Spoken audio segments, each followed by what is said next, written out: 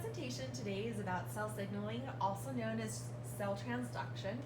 The objectives that I'm hoping to accomplish is explaining how cell communication works, understanding how neurons are a little bit unique as far as cells go, also because they're my favorite cell, and also looking at what's happening at the cell level, specifically with the neurons, and how that affects brain function. So the importance of cell communication or cell transduction is important because it helps determine what the differentiation is in that cell, especially through growth and development, and also determining what a very specific cell's function is, especially when it's part of a tissue and making up an even bigger part of an organ. Cells can also migrate to where they are best utilized for their effectiveness, and that migration also happens through the different cell signals that occur. These signals can either be short range, very localized, so even looking at how a wound might occur, it's not going to affect your entire body, but it can also be long range, made very public, and that's usually done through the bloodstream in order to send signals throughout the entire body to where it needs to go. All cells communicate, even unicellular organisms, especially looking at how yeast mate. So one yeast decides that it's going to try to attract a mate, starts to release different proteins until it goes and finds another, or the signal is picked up by another cell, and then they come together, mate, and then they continue on about their life. Multicellular organisms require even more communication because there's a lot of teamwork that has to occur between all of these different cells, making up those tissues, making up those organs, and then those systems, and realizing how many billions of cells are in our body and how important each cell is in that system. So how does this communication occur? Signal molecules are released from a signaling cell. These signal molecules can include different proteins, peptides, amino acids, nucleotides, steroids, fatty acids, and even dissolved gases. And then that message, whatever it might be or whatever that signal is, gets picked up by a target cell's receptor. This is usually a transmembrane protein, can even be an ion channel. And then once it's inside of that cell, it starts a chain reaction of responses that occurs. So these responses can either inhibit and stop that signal, or it can even excite it, which would then pass that signal on to another cell, or it could even pass it on to multiple cells, making that signal almost louder in that system. There's 4 main types of communication that happens. The first one, so it's highlighted up here, is our contact dependent. The next one is going to be the paracrine. We also have the synaptic, and we also have the endocrine. So I'm going to break those down, and we're going to talk about those in a little bit more detail as we go through. So the first one is that contact dependent signal. So even comparing and contrasting these as we go. So these cells are actually touching each other, right next to each other. It's very short ranged, very localized, so it's only communicating to cells that are directly adjacent to it. It becomes very important when we start looking at growth and development, and also how our immune responses are triggered. So if we look at this, the red part is going to be our signal that's being released. The green is going to be the receptor. So it's also labeled which one is our signaling cell, which one is our target, and some different cells that utilize this. For examples, we have our bacteria, similar to like the yeast, that they are going to use it and release signals trying to attract other cells for mates, and even our endothelial cells. So recognizing how often these cells replace themselves, but also that as the body is continuing to grow, it needs to develop. So it's the other signals from cells that regulate how often that's occurring. Our paracrine signals, so this is a little bit different than the last one with that cell-to-cell contact.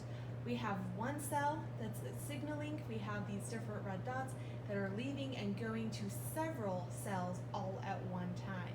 But again, we can see those different receptors located in each one. So this is more, can be short or long range.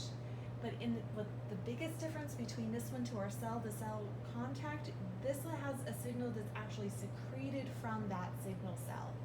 So muscle cells use this in order to contract, constrict, and relax. Our blood vessels are also doing this, especially if we're exercising, need more oxygen, need more blood flow, and so this allows our blood vessels to constrict and dilate as needed. Synaptic signals really occur throughout the neuron. So if we look at it, we see that here's all of these dots being picked up by our target cell. What's also interesting about the neuron is they have to travel down the axon as a result. We're going to talk about the neurons in a lot more detail, so there is more stuff to come with that. But also looking at it, this is important for neuron to muscle cell communication, and that's how we're able to move our muscles in response to how our brain wants us to act. This can be short or long range, again. This is similar to our paracrine signaling, but the biggest difference here is what's unique is this gap that occurs is actually filled with water. So this is a little bit of a faster response between here than it is in the paracrine signaling. And our endocrine signals, this is typically with our endocrine system, so looking at our different glands, looking at our different hormones. So these cells are outside, releases the signal going through the bloodstream, and it can go anywhere at the body at that point, leaves the bloodstream, and then is able to enter those target cells. So this is very long-range signal, very public system, and how it relies on the bloodstream for transportation. So if we come back and look at this again, our contact dependent, paracrine, synaptic, and our endocrine. So in all of these, there's those little red dots that help us identify where the signals are. We can see those in each example. And even the green is our receptor in each one of them, where they're located in each of those signaling cells. And even if we follow those black dots, looking at how far these signals can actually travel, looking at the function of those different signals is based on those different types of communication. So once that signal is received by the target cell, there's a couple different reactions that can occur. Typically they're either chemical or electrical. And these signals can be passed on, or they can even be stopped, that's our inhibitory, or they can be amplified. So the amplified or the passed on are both examples of excitatory responses. But if a cell stops receiving any communication, and even if it stops producing communication, results in apoptosis or cell death. So we're going to take this and look at it specifically to brain cells. We've got several different types. We have our neurons, our glial cells, the oligodendrocytes, and the astrocytes. And even in the picture, those are all listed there, but on the next slide, it's going to show that even a little bit better, since it's a lot bigger. So even looking at the neuron, the big yellow, we start seeing how much of the space that takes up, but also how that interacts with the other cells around it. So the blue is going to be our oligodendrocytes, also attaching to the axon, adding to the myelin sheath. Some of these are also connected by the glial cells. They also have the astrocytes that help serve as an anchor and connect. So neurons are a little bit different in signaling, but even looking at how the neuron cell is kind of unique anyway, and whether or not neurogenesis occurs. We know that neurons continue to grow in the brain after a baby is born, but in adults, neurogenesis has only been identified in the hippocampus. And even looking at some of the pruning that occurs and how that changes the networks, and we'll get into that in a little more detail. So our cell signals start out in neuron signaling from chemical, change to electrical at that gap, and then change back to a chemical response once it's inside the target cell. So this picture here actually shows that they light up. That's the electrical part of that coming. So our neurons actually do glow. And neurons that fire together wire together. And these neuron networks are responsible for how we learn, retaining our memories, how our thoughts become ideas and even getting put into words, and even how we express that, our emotions, and even our behavior. So even looking here, we see this synaptic gap in a little bit different perspective. We're actually seeing that the secretion is happening through exocytosis. Here's our receptors on our target cell, and this is that gap that's filled with water. And so if we look at this in an even bigger area, we see that our signaling cell is up here at the top. That message gets transferred down through the axon through electrical impulses, and even here it's showing multiple places where it can contact the targeting cell as a result. And even looking at this, our neurons function with assistance from other brain cells. So going back to those glial and astrocytes and how it assists with plasticity and communication. There has been some recent research done on this, but we don't even truly understand the importance of what their role really is.